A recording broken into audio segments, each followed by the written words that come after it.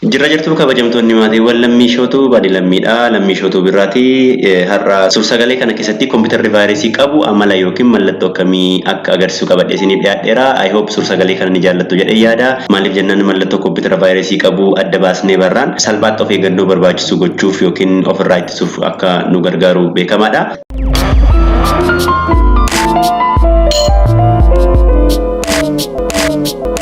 Kompiitara vaayirasii jechuun piroogiraamii yookiin immoo sooftiweerii hamaa ta'e kaayyoon isaa yookiin immoo kaayyoo inni qophaa'eef kompiitara miidhuufidha. Jechuunis faayila balleessuu ta'uu danda'a, gara namni dubbisuu hin dandeenyetti jijjiiruu ta'uu danda'a, faayila yookiin appilikeeshinoota garaagaraa gara shoortii katiitti jijjiiruu ta'uu danda'a, baattuu yookiin intarnaal stooreejii keenya foormaat gochuu ni danda'a fi kanneen kana fakkaatan eeyyama keenya malee yookiin immoo beekumsa keenya malee kan raawwatudha. Akkuma baayoloojikaal vaayirasiin amala nama tokkorraa nama biraatti darbuu qabu, kompiitara vaayirasiinis kompiitara tokkorraa gara kompiitara tokkotti daddarbuu ni danda'a. Kompiitara vaayirasiin amaloota gurguddaa lama qaba. Isaanis amala ofiin of baay'isu akkasumas amala faayila biraatti attaachi ta'uun daddarbuu qaba. Haa ta'u malee kompiitarri keenya vaayirasii qabaachuu fi dhabuu isaa beekuun nu rakkisuu ni danda'a ta'a. Anis kanuma sababeeffachuutiin mallattoo kompiitarri vaayirasii qabu tokko agarsiisu 10 qabadhee isiniif dhiyaadheeraati. Hanga dhuma viidiyoo kanaatti na hordofaa affeerraa kiyya. Kanaaf jalqaba irratti amala kompiitarri vaayirasii qabu tokko agarsiisu keessaa inni jalqaba saffisni kompiitara keenyaa gadi bu'uudha. Akkuma beekamu vaayirasii qofa osoo hin taane saffisni kompiitara keenyaa sababa biraatiinis gadi bu'uu ni danda'a. Garuu osoo vaayirasiin qabaatiin performansiin kompiitara keenyaa daawun gochuus ni danda'a. Fakkeenyaaf raamii fi intarnaal stooreejii xiqqootiin garuu hojii nuyi kompiitara keenyaan hojjennu immoo baay'ee fi gurguddaa yoo ta'e akkasumas operating sistemiin keenya update yoo hin taane ta'e saffisni kompiitara keenyaa gadi bu'uuf sababa ta'uu ni danda'a. Garuu operating sistemiin keenya update ta'ee yoo jiru raamii fi intarnaal stooreejii gahaa osoo qabnu kompiitara keenyi amala duraanii irraa saffisni isaa kan gadi bu'u yoo ta'e kana jechuun yoo bannus ta'e yeroo appilikeeshinii adda addaa bannee itti fayyadamnu kan duubatti harkifatu taanaan kompiitara keenyi kun vaayirasii akka qabu beekamaadha jechuudha. Inni lammaffaan yookiin immoo amala kompiitarri vaayirasii qabu agarsiisu keessaa inni lammaffaan pop-up message yookiin immoo notification dur hin jirre window yookiin iskiriinii yookiin immoo foddaa kompiitara keenyaa irratti baay'achuudha. Kana jechuun yeroo baay'ee yeroo intarneeta fayyadamnus ta'e yeroo waan biraa fayyadamnu yoo kompiitara keenya irratti pop-up message adda addaa beekumsa keenya malee notification adda addaa kan nutti ergamu yoo ta'e kana jechuunis kanneen akka ads yookiin immoo advertisement ta'uu danda'a, error message iskiriinii kompiitara keenya irratti ergamus taanaan mallattoo maalwariidha jechuudha. Gosti vaayirasii akka kanaa yeroo baay'ee akka nuyi pop-up message kan irratti kilik goonu nu gaafatu yoo nuti linkii sana yookiin immoo pop-up message sana yookiin immoo notification sana irratti cuqaasne sensitive information keenya kanneen akka username fi password keenya nu jala haatuu danda'u yookiin immoo online activity keenya track gochuu ni danda'u. Kana jechuun kompiitara keenya maal akka hojjennu arguun nu basaasuu danda'u.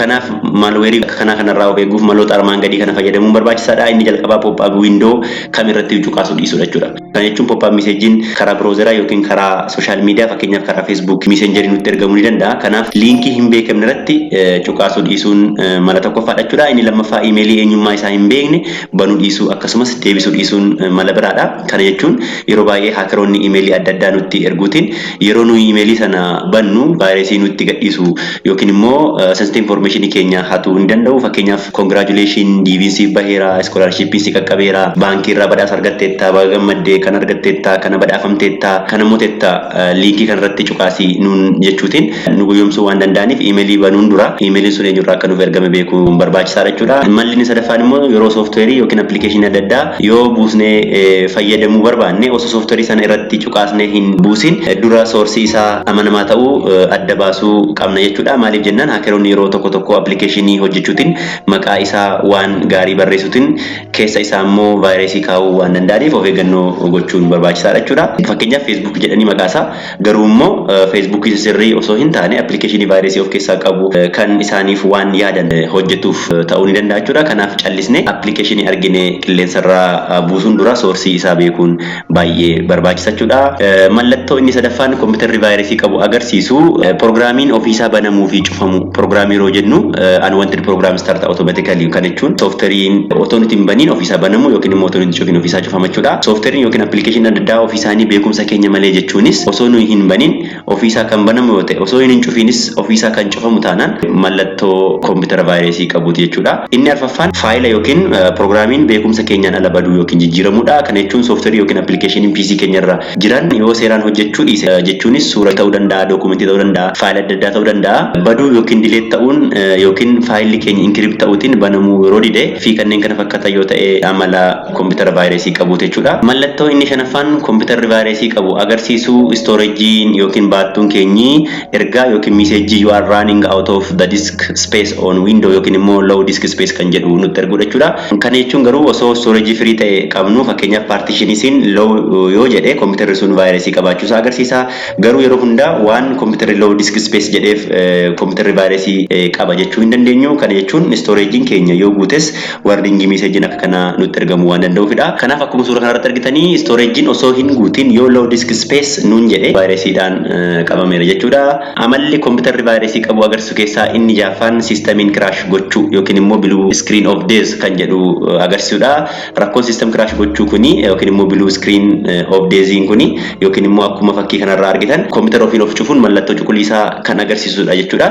Rakkoon kuni kan uumamu yeroo kompiitara fayyadamnu jechuunis yeroo yuutuubii faa laallu yoo geemii faa taphannus ta'e yeroo waan biraa hojjennu yoo kompiitara keenya osuma fayyadamaa jirru yoo crash kan godhu ta'e vaayirasii qabaachuu agarsiisudha. Yookiin immoo rakkoo incompatibilities ta'uu ni danda'a jechuudha. Incompatibility jechuun fakkeenyaaf sooftirii nuyi fayyadamnu haardweerii nuyi qabnu waliin wal simachuu yookiin immoo wal fudhachuu dhabuurraa kan ka'e rakkoo uumamudha. Garuu rakkoo incompatibility kana qofa osoo hin taane yoo kompiitarri vaayirasii qabaates kompiitarri keenyi crash gochuu ni danda'a jechuudha. Mallattoon torbaffaan kompiitarri vaayirasii qabu agarsiisu antivaayirasiin akka hin hojjenne gochuudha. Akkuma beekamu vaayirasiin akka kompiitara keenya keessa hin seenne ofirraa ittisuuf yookiin immoo vaayirasii kompiitara seene balleessuuf antivaayirasii adda addaa akka fayyadamnu beekamaadha. Haa ta'u malee yoo kompiitarri keenya kan vaayirasii qabu ta'e antivaayirasii nuyi feene fayyadamaa jirru non functional yookiin immoo akka hin hojjenne gochuu ni danda'a. Sana qofa osoo hin taane weebsaayitii antivaayirasii illee disable nu jalaa godhachuudha. Akka nuti warra sana access hin goone nu godha. Akkasumas antivaayirasii keenya update gochuu akka hin dandeenye nu dhorkachuudha. Kanaaf yoo waan akka kanaa kana nu mudate devicein keenya yookiin kompiitara keenya vaayirasiitiin attack ta'uu nutti mul'isa jechuudha. Mallattoon inni saddeetaffaan kompiitarri vaayirasii qabu agarsiisu faayila gara shortcutiitti jijjiiruudha jechuudha. Yookiin immoo yoo faayilli kompiitara keenya irra jiru gara shortcutiitti jijjiirame amala kompiitara vaayirasii qabuuti. Gosti vaayirasii kun immoo faayilis ta'e fooldaras hide gochuutiin yookiin immoo dhoksuutiin boodarra immoo gara shortcutiitti jijjiira. Yeroo ilaallu faayiliin keenya fayyaa fakkaachuu ni danda'a. Garuu fakkeenyaaf yoo filaashii wayii divaayizii kanatti suuqnee faayila wayii kompiitara kanarraa gara filaashii sanaatti yoo dabarsinu filaashii sanatti vaayirasiin seenuun faayila filaashii irra jirus gara shortcutiitti ni jijjiira jechuudha. Gosti vaayirasii akkasii baay'inaan jalqaba onlaayinii gadhiifamuutiin erga kompiitara tokko seenee booda kompiitara sanarraa gara kompiitara biraatti daddarba jechuudha.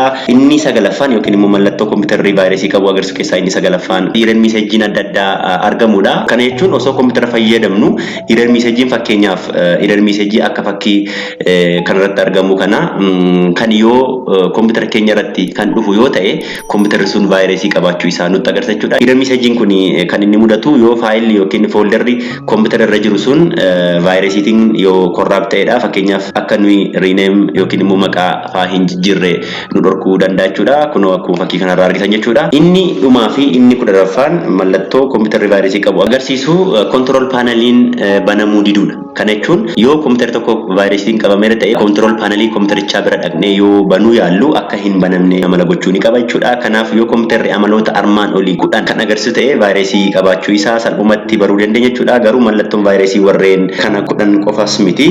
Ani warra beezikii ta'e qofa irratti xiyyeeffadhe jechuu barbaadani malee mallattoon kanarraa adda ta'e kan agarsiisu ni jira jechuu kooti. Suur-sagaleen har'aaf qabadhee as ba'e kana fakkaata. Waan dhaggeeffataniif guddaa galatooma. Yoo suur-sagaleen kun isinitti tole hiriyoota keessaniif qooduu hin dagatina. Suur-sagalee kana fakkaatan yoo argachuu barbaadan lammii yuutuubii keessanii daawwachuu ni dandeessu.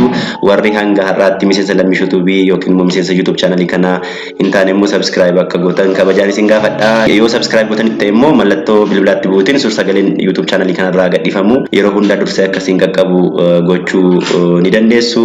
Yoo yaada qabaatanii suur-sagalee kana jalatti yaada keessan naaf katabaa jechuun barbaada.